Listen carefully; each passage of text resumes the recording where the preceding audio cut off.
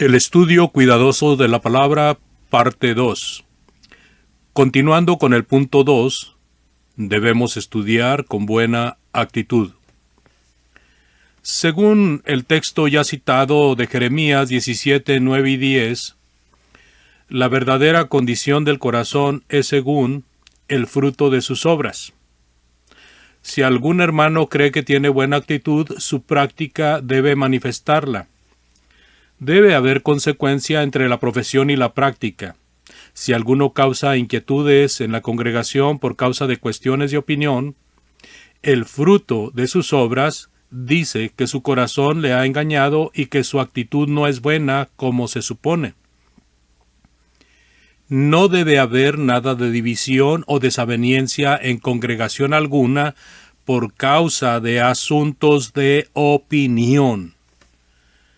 Si algún hermano o algún grupo de hermanos impone requisitos y prohibiciones humanos sobre las hermanas, por ejemplo, que no se puede usar nada de joyería, que no se puede usar nada de maquillaje, que no se puede cortar y arreglar el cabello, que nunca puede llevar pantalón de ninguna clase, que no se puede hablar en la clase bíblica si hay varones presentes, que se tiene que cubrir al orar, que no se debe trabajar fuera de la casa, que peca si se casa con un incrédulo, etc.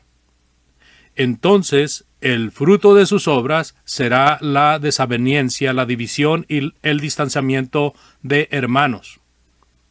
Desde luego, tal predicador o maestro no tiene buena actitud, porque la persona que promueve la división no tiene buena actitud. Tampoco tienen buena actitud los miembros que se someten a tales reglamentos humanos, los que se sujetan a tales maestros para evitar problemas, porque de otro modo el hermano se enoja.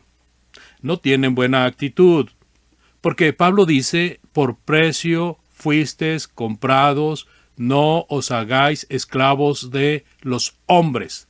Primera a los Corintios 7, 23. Tal actitud es puro conformismo y es sujeción a la regimentación humana.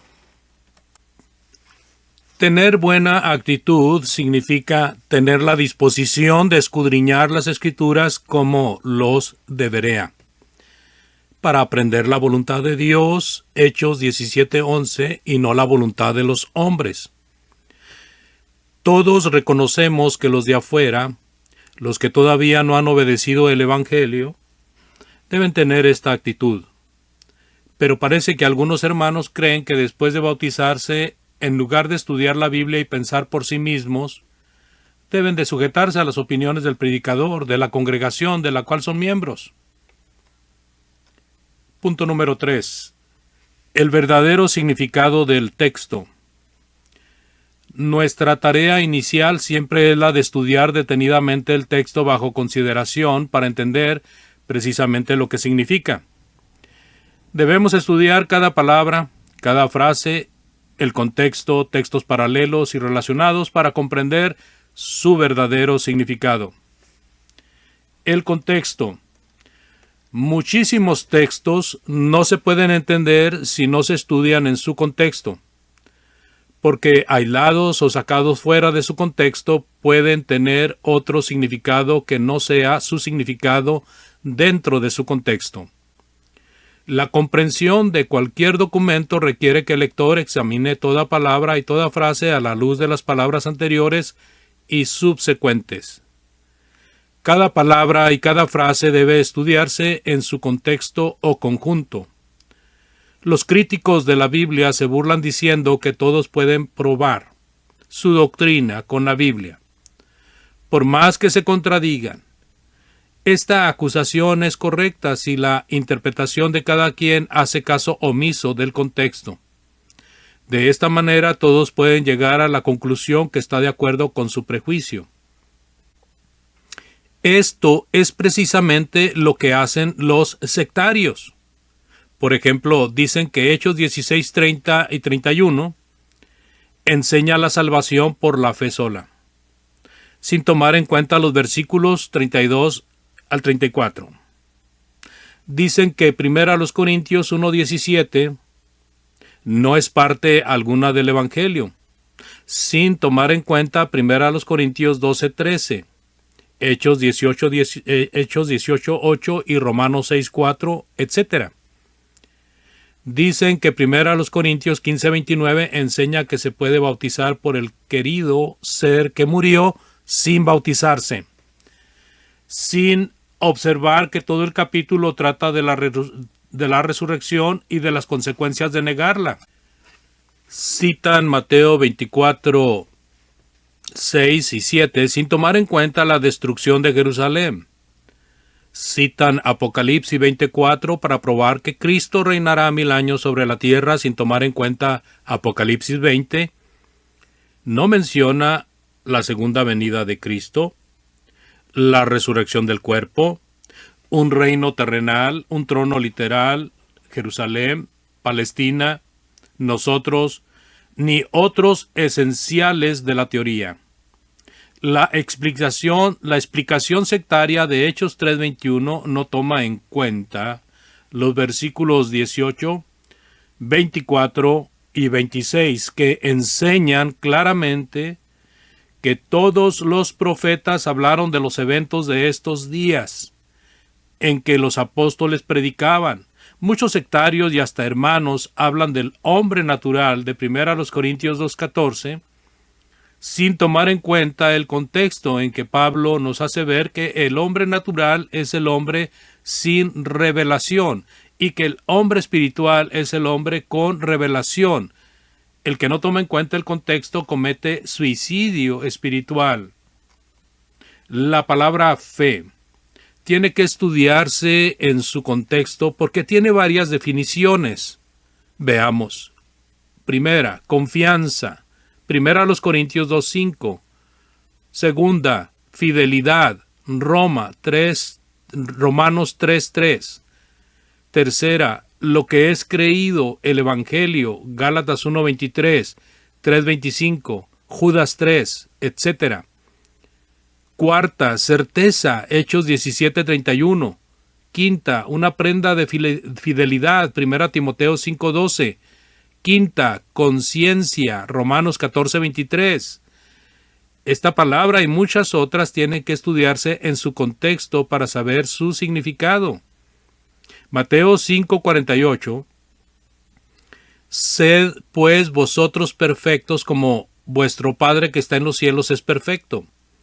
Ha habido mucha discusión de este texto y muchas explicaciones se han dado sin tomar en cuenta el contexto. ¿De qué habla?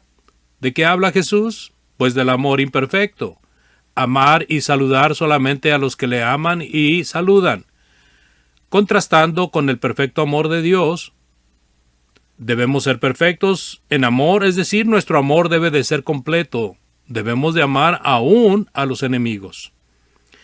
El único libro de la Biblia que tiene versículos desconectados los unos con los otros es el de Proverbios, porque la naturaleza de proverbio requiere que cada proverbio sea independiente, pero es indispensable que dejemos que la Biblia se explique sola y, por lo tanto, el contexto es de suma importancia.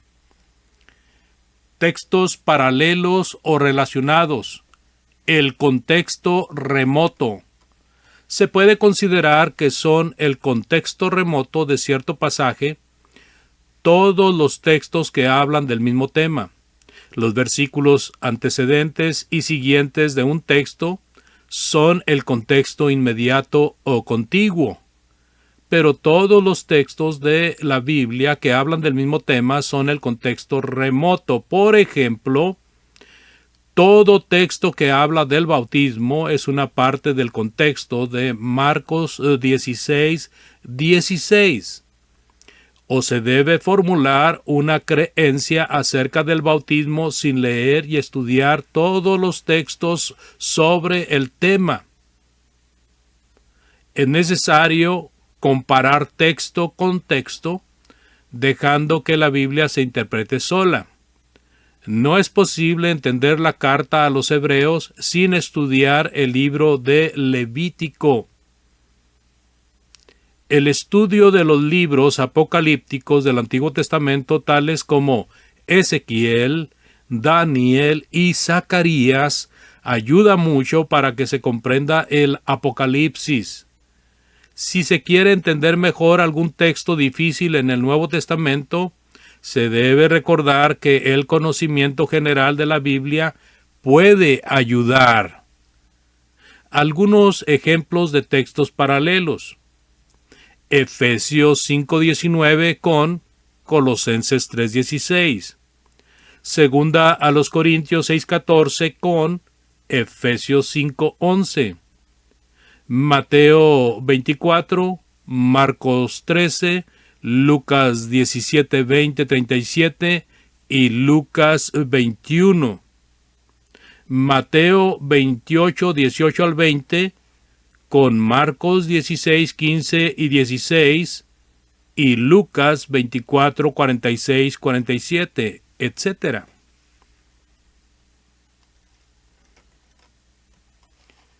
Continuamos con la tercera parte en otro video.